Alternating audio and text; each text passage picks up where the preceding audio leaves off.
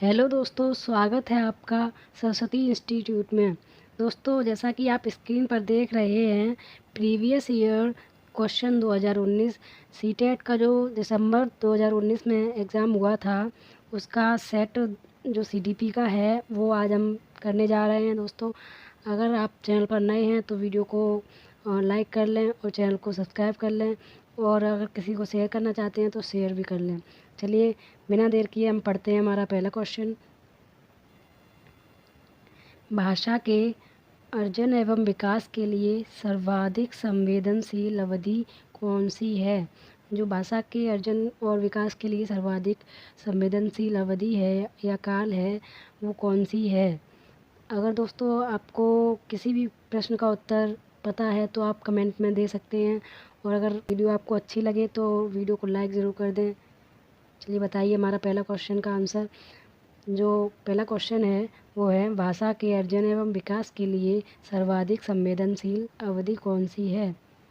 तो इसका सही जवाब हो जाएगा प्रारंभिक बाल्यावस्था। जो है ये भाषा के अर्जन और विकास के लिए सर्वाधिक संवेदनशील अवधि मानी जाती है। अर्थात प्रारंभिक बाल्यावस्था है, ये इसका जो समय है वो है 2 से 6 वर्ष, और ये जो समय है ये भाषा के अर्जन और विकास के लिए सर्वाधिक अर्थात सेंसिटिव जो है पीरियड माना जाता है। चलिए बढ़ते हैं हमारे नेक्स्ट क्वेश्चन की तरफ। निम्नलिखित में से लॉरेंस कोलबर्ग के द्वारा प्रस्तावित नैतिक विकास की एक अवस्था है। पूछा जा रहा है, जो लॉरेंस कोलबर्ग के द्वारा प्रस्तावित नैतिक विकास की एक अवस्था है वो कौन सी है? तो पहला ऑप्शन है प्रसूति अवस्था, अर्थात ये प्रसूति अवस्था बोलते हैं प्रेगनेंसी पीरियड को, और इसको बोलते हैं सामाजिक अनुबंधन अभिविन्यास। ये दिया है लॉरेंस कोलबर्ग ने। और जो है मूल संक्रियात्मक अवस्था, ये जीन पियाजे ने दिया है। उद्योग बनाम अधीनता अवस्था, ये एरिक एरिक्सन ने दिया है। तो इसका सही जवाब हो जाएगा सामाजिक अनुबंध अभिविन्यास। ये लॉरेंस कोलबर्ग के द्वारा नैतिक विकास की एक अवस्था है। चलिए बढ़ते हैं हमारे नेक्स्ट क्वेश्चन की तरफ। कक्षा में परिचर्चा के दौरान एक शिक्षक प्रायः लड़कियों की तुलना में लड़कों पर अधिक ध्यान देता है, यह किसका उदाहरण है? ऐसी कोई भी चीज़ जो किसी भी एक पक्ष की तरफ ज़्यादा झुकी हो और दूसरे पक्ष की तरफ कम झुकी हो, तो उसे बायसनेस कहते हैं, अर्थात पक्षपात कहते हैं। अगर आप लड़कियों को ज़्यादा मानते हैं, लड़कों को कम मानते हैं, तो भी वो पक्षपात हुआ, अर्थात बायसनेस हुई। और अगर लड़कों को ज़्यादा मानते हैं, लड़कियों को कम मानते हैं, या ये बोलते हैं कि लड़कियां ये काम नहीं कर सकती, लड़के ही कर सकते हैं, तो ये बायसनेस होती है। चलिए देखते हैं इसका सही आंसर क्या होगा। तो इसका सही जवाब हो जाएगा जेंडर पक्षपात, अर्थात जेंडर बायस। ये जो है इस बायसनेस में लड़कियों की तुलना में लड़कों पर अधिक ध्यान देता है। Next question. बच्चों में जेंडर रूढ़िवादिता एवं जेंडर भूमिका अनुरूपता को कम करने के लिए निम्नलिखित में से कौन सी पद्धति प्रभावशाली है? पूछा जा रहा है, जो जेंडर रूढ़िवादिता है एवं जेंडर भूमिका अनुरूपता है, इसे कम करने के लिए हम लोगों को अर्थात टीचर्स को क्या करना पड़ेगा? तो देखते हैं हमारा सबसे अच्छा ऑप्शन कौन सा है। तो पहला ऑप्शन है जेंडर पक्षपात के बारे में परिचर्चा।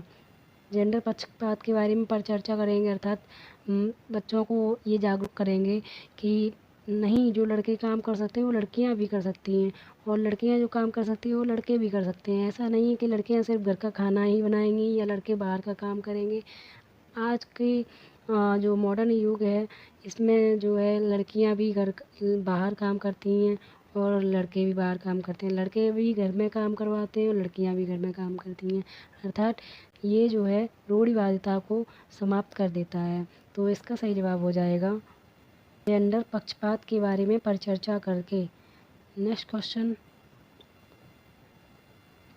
निम्नलिखित में से किस मनोवैज्ञानिक ने बच्चों को ज्ञान के सक्रिय जिज्ञासु के रूप में देखते हुए उनके चिंतन पर सामाजिक एवं सांस्कृतिक विषय वस्तुओं के प्रभाव को महत्व दिया है? दोस्तों, ये क्वेश्चन पूछा गया है कि बच्चों को किसने सक्रिय जिज्ञासु के रूप में देखते हुए चिंतन पर सामाजिक एवं सांस्कृतिक विषय वस्तुओं के प्रभाव को महत्व दिया है। तो कल मैंने आपसे कल की वीडियो में जो एक क्वेश्चन कराया था मैंने, वो सेम यही क्वेश्चन था, बस उसमें फ़र्क इतना था कि सामाजिक एवं सांस्कृतिक नहीं दिया था, अर्थात वो उसका जो आंसर था जीन पियाजे था। यहाँ पर जो आंसर होगा वो होगा लेव वाइगोस्की। मैंने कल भी आपसे एक क्वेश्चन कराया था, उसमें बोला था कि लेव वाइगोस्की आपको जहाँ कहीं भी दिख जाएं वहाँ सामाजिक एवं सांस्कृतिक जो है वो सही होगा, अर्थात सामाजिक एवं सांस्कृतिक यहाँ नहीं लिखा होता तो इसका आंसर पियाजे हो जाता, अर्थात पियाजे हो जाता। लेकिन यहाँ पर सामाजिक एवं सांस्कृतिक होने के कारण जो सक्रिय जिज्ञासु के रूप में वाइगोस्की ने बच्चों को देखा है। नेक्स्ट क्वेश्चन, जिगसॉ पहेली को करते समय 5 वर्ष की नज़मा स्वयं से कहती है, नीला टुकड़ा कहाँ है?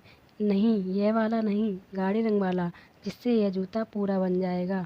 इस प्रकार की वार्ता को वाइगोस्की किस तरह से संबोधित करते हैं? जो कोई भी बच्ची है नज़्मा, वो अपने आप से कहती है कि नीला टुकड़ा कहाँ है? नहीं, ये वाला नहीं, गाढ़े रंग वाला, जिससे यह जूता पूरा बन जाएगा। तो इस प्रकार की जो वार्ता होती है उसको वाइगोस्की ने क्या नाम दिया है? तो इसका अगर सही जवाब आपको पता है तो आप कमेंट में ज़रूर दीजिएगा, और अगर वीडियो आपको अच्छी लग रही हो तो वीडियो को लाइक करना ना भूलें। चलिए बताते हैं हमारा इसका आंसर क्या होगा। तो इसका आंसर होगा व्यक्तिगत वार्ता, अर्थात ये जो प्राइवेट स्पीच है इसको इसको जो वाइगोस्की हैं इसको प्राइवेट स्पीच अर्थात व्यक्तिगत वार्ता कहते हैं। कि जीन पियाजे हैं इसको कहते हैं आत्म केंद्रित वार्ता, अर्थात ईगो सेंट्रिज्म। ये भी बहुत बहुत इम्पोर्टेंट है, ईगो सेंट्रिज्म। इसे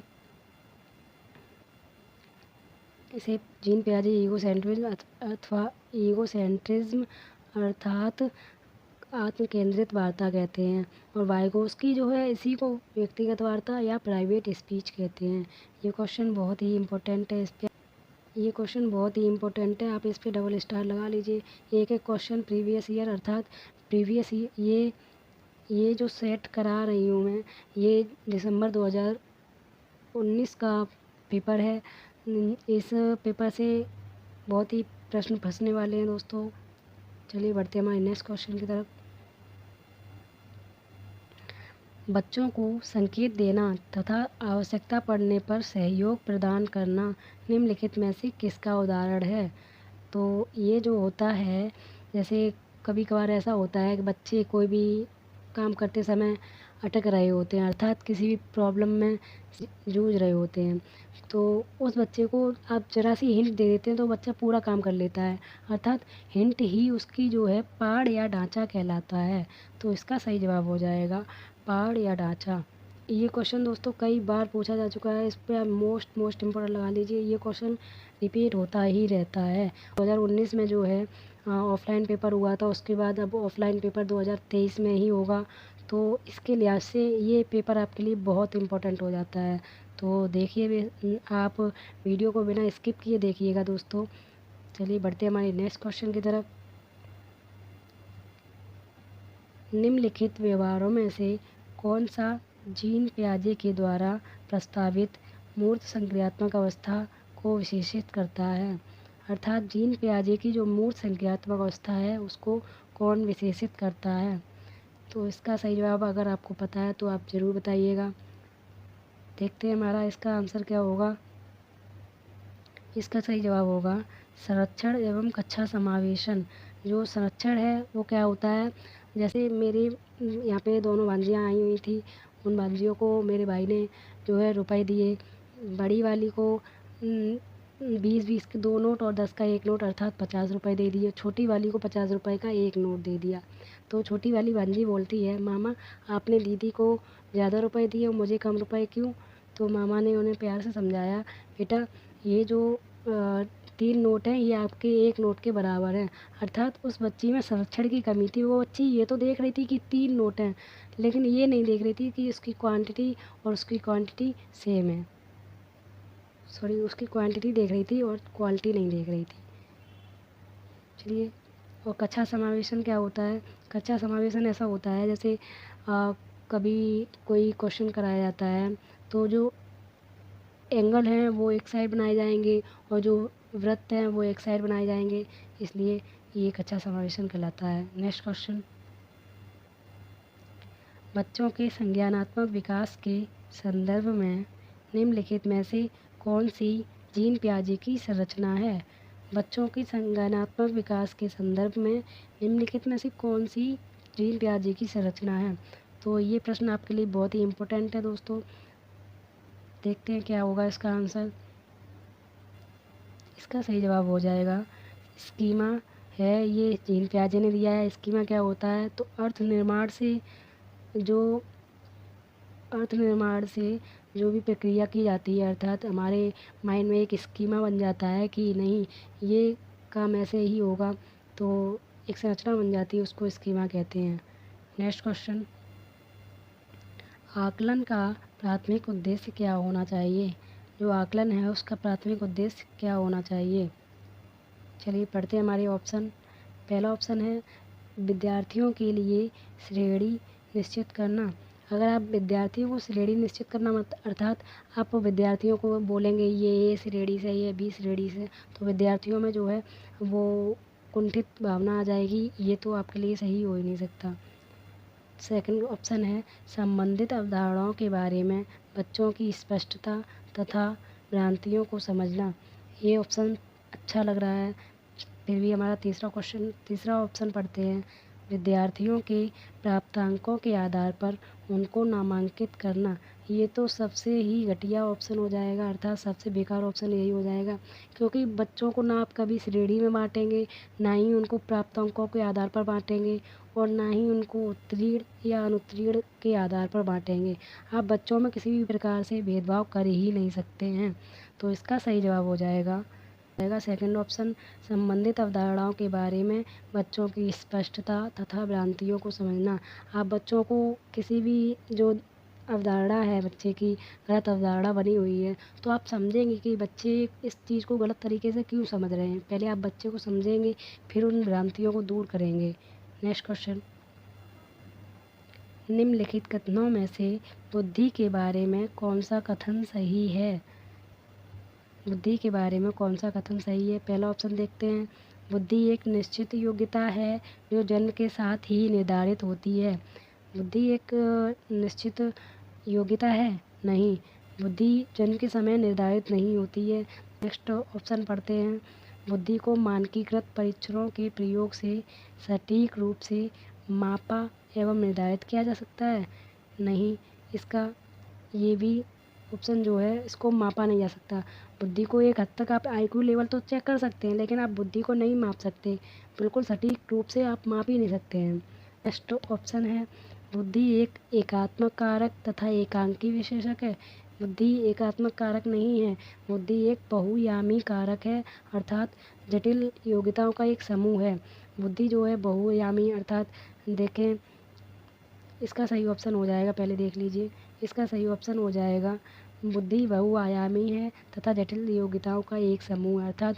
अर्थात आप देखिए, कोई बच्चा इंजीनियर होता है, कोई डॉक्टर होता है, किसी बच्चे में जो है मैथ्स सॉल्व करने की जो होती है बुद्धि वो अच्छी होती है, किसी बच्चे में रटने वाली बुद्धि अर्थात जीएस पढ़ने वाली बुद्धि, बायोलॉजी पढ़ने वाली बुद्धि, इस तरह से बुद्धि जो है बहुआयामी होती है। नेक्स्ट क्वेश्चन, रूही हमेशा समस्या के एकाधिक समाधानों के बारे में सोचती है। इनमें से काफ़ी समाधान मौलिक होते हैं। रूही किन गुणों का प्रदर्शन कर रही है? एक बच्ची है रूही, वो हमेशा समस्या के एकाधिक समाधानों के बारे में सोचती है, अर्थात एक से अधिक समाधानों के बारे में सोचती है। तो एक से अधिक यानी कि क्रिएटिव थिंकिंग होती है, जो उसमें एक से अधिक समाधानों के बारे में सोचा जाता है, और इसका सही जवाब हो जाएगा सृजनात्मक विचारक, अर्थात जो बच्चे क्रिएटिव थिंकिंग रखते हैं वो एक से अधिक समाधानों के बारे में सोचते हैं, और जो बच्चे किसी एक ही समाधान की तरफ भागते रहते हैं वो बच्चे क्रिएटिव समाधान अर्थात क्रिएटिव थिंकिंग वाले नहीं होते हैं। नेक्स्ट क्वेश्चन,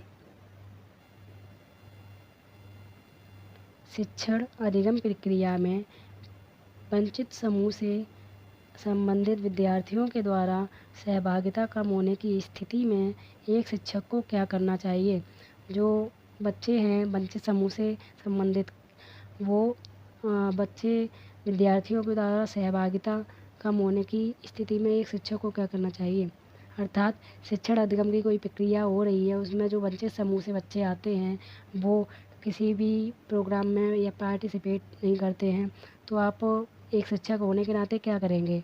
तो यही इसमें पूछा जा रहा है। तो इसका सही जवाब अगर आपको पता है तो आप ज़रूर बताइएगा, और अगर वीडियो को अभी तक आपने लाइक नहीं किया तो लाइक ज़रूर कर लीजिएगा। पहले ऑप्शन पढ़ते हैं। बच्चों को विद्यालय छोड़ने के लिए कहेंगे? नहीं, आप बच्चे को किसी भी प्रकार से पनिश कर ही नहीं सकते हैं। नेक्स्ट ऑप्शन है, इस स्थिति को जैसी है स्वीकार कर लेंगे। अगर आप स्वीकार कर लेंगे और उसका कोई सॉल्यूशन नहीं निकालेंगे तो वो वैसी ही बनी रहेगी हमेशा, और बच्चे आगे जाके भी पार्टिसिपेट नहीं करेंगे। तो ये भी ऑप्शन गलत हो गया, ये भी गलत हो गया। थर्ड ऑप्शन, इन विद्यार्थियों से अपनी अपेक्षाओं को कम करना चाहिए। अर्थात आप किसी स्टूडेंट से मतलब कह सकते हैं कि नहीं बेटा आप ये काम नहीं कर सकते, दूसरा काम कर सकता है। आप स्टूडेंट्स में कभी भेदभाव करेंगे ही नहीं। तो इसके जो ये तीनों ऑप्शन हैं वो गलत हो जाते हैं, और इसका सही जवाब हो जाएगा, शिक्षण पद्धति पर विचार करना चाहिए तथा बच्चों की सहभागिता में सुधार करने के लिए नए तरीके ढूंढने चाहिए। अर्थात आप अपनी शिक्षण पद्धति में सुधार करेंगे और बच्चों को कैसे पार्टिसिपेट कराया जाए हर चीज़ में, वो आप उसके नए नए तरीके ढूंढेंगे। तो इसका सही जवाब हो जाएगा फोर्थ ऑप्शन। नेक्स्ट क्वेश्चन, एक समावेशी कक्षा में एक शिक्षक को विशिष्ट शैक्षिक योजनाओं को क्या करना चाहिए। ऑप्शन ए, तैयार नहीं करना चाहिए। ये तो गलत हो जाएगा। आप विशिष्ट शैक्षिक योजना को तैयार ही नहीं करेंगे तो बच्चे को कैसे आप समावेशी कक्षा में डालेंगे। सेकंड ऑप्शन, कभी कभार तैयार करना चाहिए। कभी कभी तैयार करेंगे तो ये तो और ही बेकार ऑप्शन हो जाएगा। सी ऑप्शन क्या है, सक्रिय रूप से तैयार करना चाहिए। जी हाँ, यही ऑप्शन बिल्कुल सही हो जाएगा। सक्रिय रूप से आप अपनी योजनाओं को तैयार करेंगे जिससे आप एक समावेशी कक्षा में सारे स्टूडेंट्स को समावेश कर सकें और स्टूडेंट्स से भेदभाव नहीं करेंगे। नेक्स्ट क्वेश्चन, पठन वैकल्य बच्चों के प्राथमिक लक्षण क्या हैं। अर्थात जो बच्चे डिसलेक्सिया से ग्रसित होते हैं उनके जो प्राथमिक लक्षण हैं वो क्या होते हैं। दोस्तों इसकी एक मूवी भी आई थी तारे ज़मीन पर, उसमें जो ईशान होता है वो डिसलेक्सिया से ही ग्रसित होता है। तो जो वो होता है वो सा को वॉज पढ़ता है, वॉज को शॉ पढ़ता है, सर को RIS लिखता है। आपने देखा होगा ध्यान से। तो हाँ, तो इसका जो सही ऑप्शन हो जाएगा, धारा प्रवाह पढ़ने की क्षमता जो है अक्षमता है वो प्राथमिक लक्षण है। अर्थात ऐसे बच्चे जो हैं वो मतलब धारा प्रवाह तरीके से नहीं पढ़ सकते हैं, वो अटक अटक के पढ़ते हैं, पढ़ने में थोड़ा संकोच करते हैं। ऐसे बच्चे डिसलेक्सिया से ग्रसित होते हैं। नेक्स्ट क्वेश्चन, शिक्षा का अधिकार अधिनियम 2009, जो शिक्षा का अधिकार अधिनियम 2009 है, इसमें उल्लेखित समावेशी शिक्षा की अवधारणा निम्नलिखित में से किस पर आधारित है। सबसे पहले तो आप देख लीजिए दोस्तों, ये जो शिक्षा का अधिकार अधिनियम 2009 है अर्थात RTE 2009 जो लागू हुई थी वो अप्रैल 2010 में लागू हुई थी। और इसको आप RTE 2009 को अच्छी तरीके से पढ़ लीजिए, इससे कई क्वेश्चन पूछे जाते हैं। इसका सही जवाब अगर आपको पता है तो आप कमेंट में बताइए। इसका सही जवाब हो जाएगा अधिकार आधारित मानवतावादी परिप्रेक्ष्य। अर्थात हर बच्चे का अधिकार है कि वो शिक्षा ले। ना कोई बच्चा वंचित समूह से आ रहा है तो उसे आप शिक्षा नहीं दे रहे हैं। ये इसमें बोला गया है RTE 2009 में कि हर वर्ग के बच्चे को शिक्षा दी जाएगी और निःशुल्क शिक्षा 6 से 14 वर्ष के बच्चों को दी जाएगी।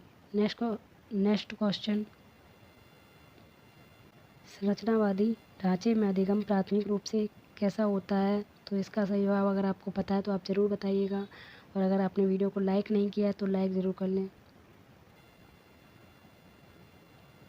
तो इसका सही जवाब देखते हैं क्या होगा, यंत्रवत याद करने पर आधारित। याद करना तो आपके लिए गलत ही है। अर्थात रटना तो किसी भी ऑप्शन में सही माना ही नहीं जा सकता, ये हमेशा गलत होता है। और सेकंड ऑप्शन क्या कह रहा है, प्रबलन पर केंद्रित, अर्थात आप प्रबलन पर केंद्रित कर सकते हैं, ये भी ऑप्शन सही हो सकता है, लेकिन प्राथमिक रूप से कौन सा सही होगा वो देखते हैं। अनुबंधन द्वारा अर्जित, ये भी ठीक हो सकता है।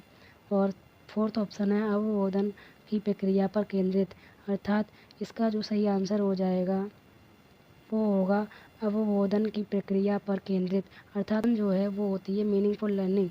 मीनिंगफुल लर्निंग ही मोस्ट इम्पोर्टेंट मानी जाती है दोस्तों, और ये जो अधिगम है प्राथमिक रूप से मीनिंगफुल लर्निंग की तरफ ही होना चाहिए। नेक्स्ट क्वेश्चन, अनेक घटनाओं के बारे में बच्चों द्वारा बनाए गए सहजानुभूत सिद्धांतों के संदर्भ में एक शिक्षिका को क्या करना चाहिए।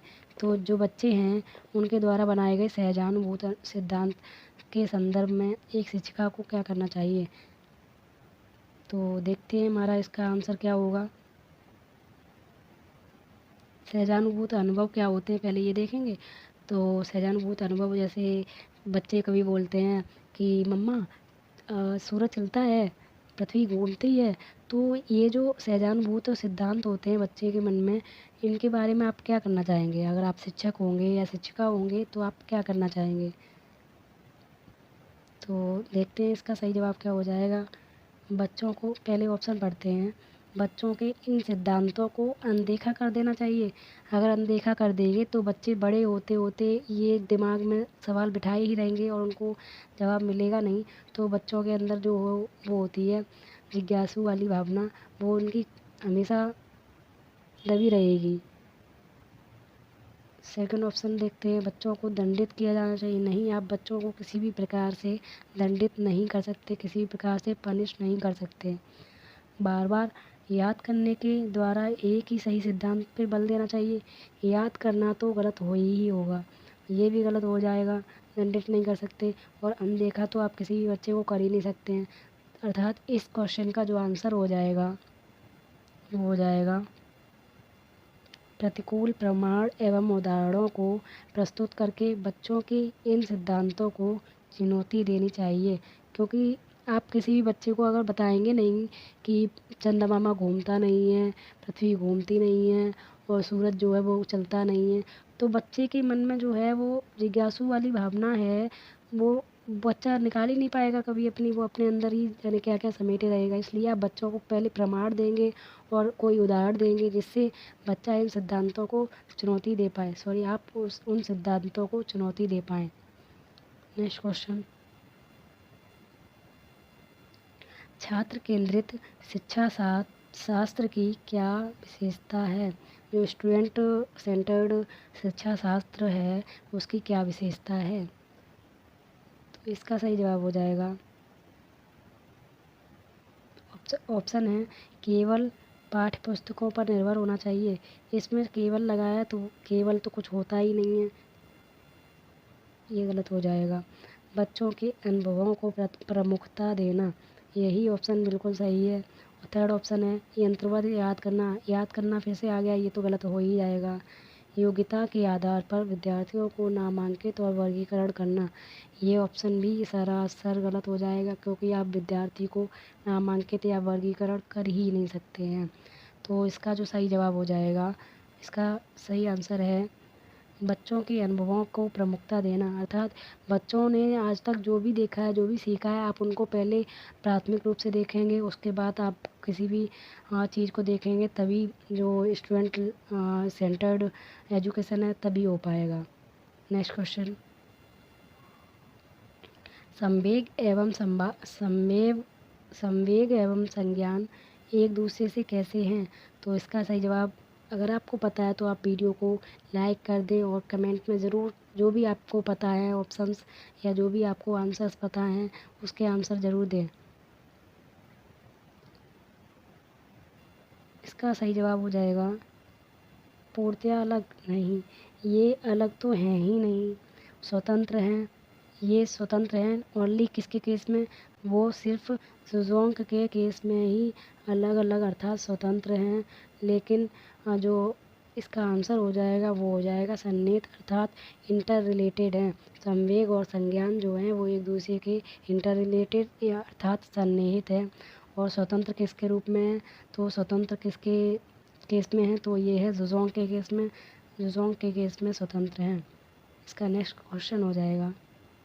नेक्स्ट क्वेश्चन, संरचनावादी सिद्धांतों के अनुसार अधिगम के बारे में निम्नलिखित में से कौन सा कथन सही है।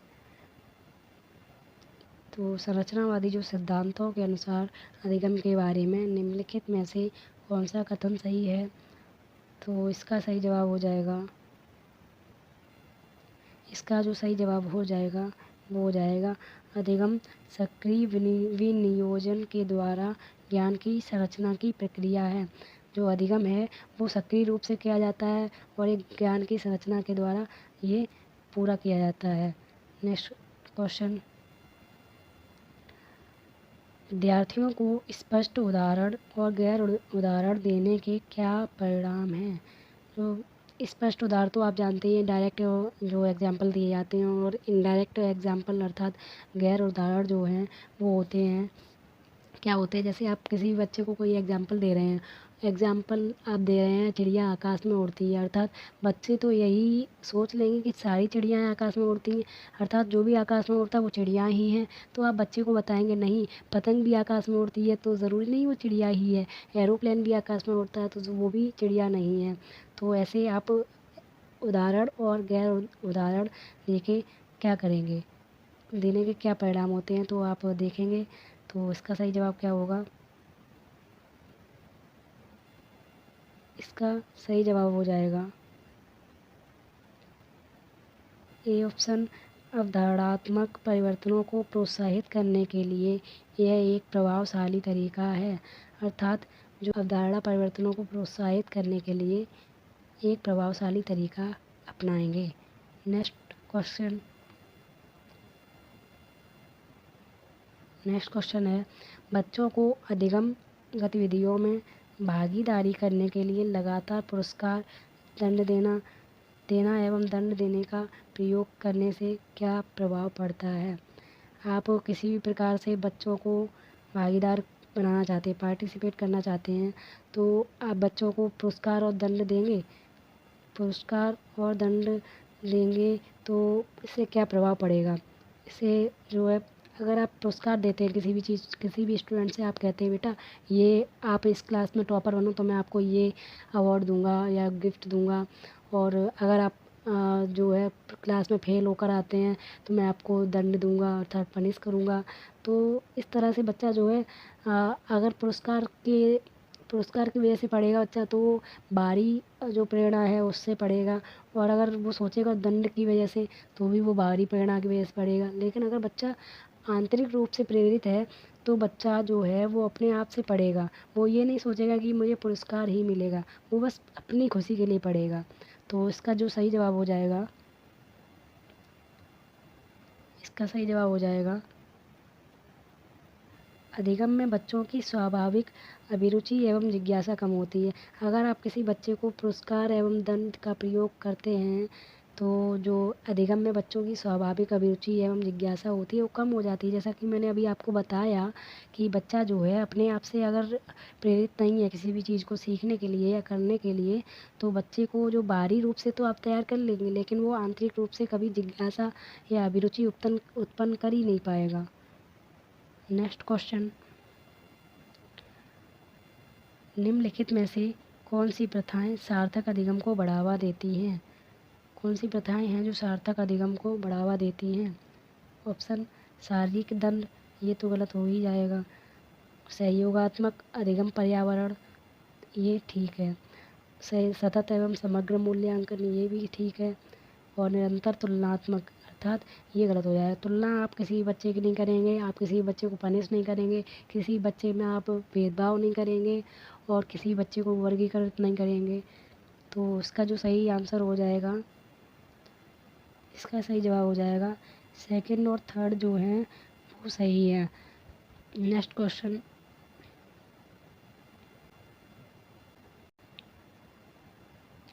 है, शिक्षक बच्चों की जटिल अवधारणाओं की समझ को किस प्रकार सहज कर सकते हैं। बच्चों की जो जटिल जटिल अवधारणाएँ होती हैं उनको जो स्टूडेंट्स की जो क्रिटिकल जो अवधारणाएँ होती हैं उसको शिक्षक किस प्रकार से सहज बना सकते हैं। तो इसका जो सही ऑप्शन है वो हो जाएगा अन्वेषण एवं परिचर्चा के लिए अवसर उपलब्ध कराकर। अर्थात बच्चे को आप जितने अवसर देंगे और जितने मतलब उसको अनुभव के आधार पर उदाहरण या गैर उदाहरण जो भी है, आप बच्चे को जितना मतलब अवसर या मौके देंगे बच्चा उतना ही सीखने की कोशिश करेगा। तो व्याख्यान देकर तो आप बच्चे को सिखा ही नहीं सकते, क्योंकि वो बच्चा सिर्फ रटेगा और सुनेगा और कुछ नहीं करेगा। प्रतियोगितात्मक अवसरों की व्यवस्था करके प्रतियोगी वही है, प्रतियोगिता में तो बच्चा अच्छा कर लेगा लेकिन वो क्या वो सीखेगा, इसका भी कोई गारंटी नहीं है। बार बार यांत्रिक अभ्यास करके आप रटना तो आप करा ही नहीं सकते बच्चे को। तो ये तीनों ऑप्शन गलत हो जाएंगे, फोर्थ ऑप्शन जो है सही हो जाएगा। Next question. एक प्राथमिक विद्यालय की अध्यापिका बच्चों को एक प्रभावशाली समस्या समाधानकर्ता बनने के लिए किस प्रकार से प्रोत्साहित करेगी। तो जो बच्चा है कोई भी, तो आप एक टीचर होने के नाते प्रभावशाली समस्या समाधानकर्ता बनाने के लिए आप बच्चे को कैसे प्रोत्साहित करेंगी। अर्थात कोई भी बच्चा है आप उसे कैसे मोटिवेटेड करेंगी कि बच्चे आप इस समस्या को सॉल्व कर सकते हैं। तो इसका जो सही जवाब हो जाएगा, पहले तो इसके ऑप्शन देख लेते हैं। प्रत्येक छोटे कार्य के लिए भौतिक पुरस्कार देकर, पुरस्कार तो गलत हो ही जाएगा, पुरस्कार देंगे तो बच्चा मोटिवेटेड होएगा ही नहीं। केवल केवल तो ये सही होता ही नहीं कभी भी। और गलत उत्तरों को अस्वीकार करके, आप बच्चे के गलत उत्तरों को अस्वीकार और दंडित तो बिल्कुल कर ही नहीं सकते, क्योंकि आप अगर बच्चा उत्तर गलत दे रहा है तो आप उसे समझाएंगे कि नहीं बेटा ये ऐसे नहीं, ये ऐसे होगा, और दंड तो आप उसे देंगे ही नहीं। तो इसका जो सही जवाब हो जाएगा, बच्चों को सहजानुभूत अनुमान लगाने के लिए प्रोत्साहित करके तथा उसी के लिए विचार मंथन करके। अर्थात आप बच्चे से कहेंगे बच्चे आप इसका जो आइडिया है वो दीजिए, कैसे क्या हो सकता है, कैसे समस्या को सॉल्व किया जा सकता है। तो बच्चे जो है वो अपने अपने तरीके से बताएंगे, तो बच्चे इस तरह से मंथन भी करेंगे, सोचेंगे विचारेंगे, तब वो कई समस्याओं के हल के बारे में सोचेंगे, तो एक समस्या का हल तो उनसे निकलेगा ही। इस प्रकार उन्हें जो मोटिवेशन है वो मिलता रहेगा। Next question. निम्नलिखित अवधि में से किसमें शारीरिक वृद्धि एवं विकास तीव्र गति से होता है। जो शारीरिक वृद्धि एवं विकास तीव्र गति से होता है वो कौन सी अवधि है। तो इसका जो ये क्वेश्चन पहले डबल स्टार लगा लीजिए, बहुत बार पूछा जा चुका है अब तक। शैशवावस्था एवं प्रारंभिक बाल्यावस्था, अर्थात कोई भी बच्चा जो है जब वो शैशवावस्था और प्रारंभिक बाल्यावस्था में होता है, तो जब आपने देखा होगा बच्चे आपके गली मोहल्ले में होते हैं, तो देखिए जो बच्चे शैशवावस्था में वो भी एकदम से तेज़ी से ग्रोथ करते हैं, और जो प्रारंभिक बाल्यावस्था होती है उसमें भी बच्चे तेज़ी से ग्रोथ करते हैं। तो ये शारीरिक वृद्धि एवं विकास इसमें तेज़ी से होता है। Next question. निम्नलिखित में से कौन सा विकल्प विकास का सिद्धांत नहीं है। ये नहीं तो आप सही से पढ़ेंगे ही तभी आप इसका आंसर दे पाएंगे, अर्थात आपने नहीं पढ़ पाया तो आप इसका आंसर सही नहीं कर पाएंगे। तो देखते हैं क्या ऑप्शन होगा इसका। पहला ऑप्शन है विकास जीवन पर्यंत होता है, ये तो सही है, जीवन पर्यंत चलता है। परिवृत्य होता है, विकास जो है परिवृत्य होता है, तो विकास परिवृत्त होता है अर्थात मॉडिफिएबल होता है। देखते हैं इसका आंसर ये सही होता है या नहीं। और विकास आनुवांशिक एवं पर्यावरण दोनों के द्वारा प्रभावित होता है, तो आनुवांशिक और पर्यावरण दोनों के द्वारा प्रभावित होता है, ये तो सही है ही।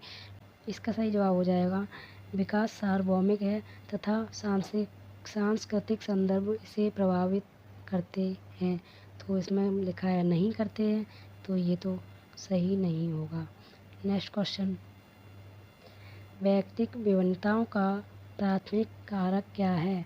जो व्यक्तिक विभिन्नता है इसका प्राथमिक कारण क्या है।